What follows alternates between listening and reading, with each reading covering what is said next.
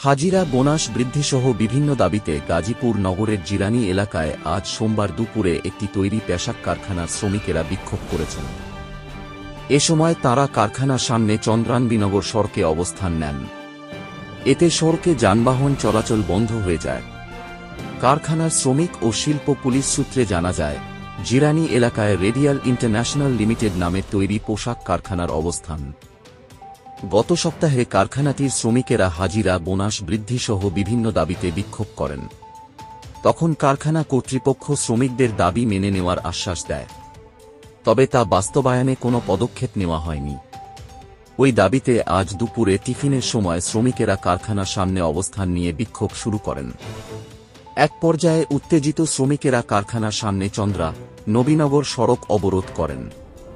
এতে বেলা 1টা থেকে ওই সড়কে যানবাহন চলাচল বন্ধ রয়েছে।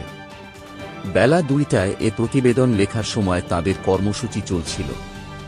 যানবাহন চলাচল বন্ধ থাকায় জিরানী বাজার এলাকা থেকে উভয় দিকে দীর্ঘ যানজট সৃষ্টি হয়েছে। যানবাহনের যাত্রী ও চালকেরা চরম দুর্ভোগে পড়েছেন।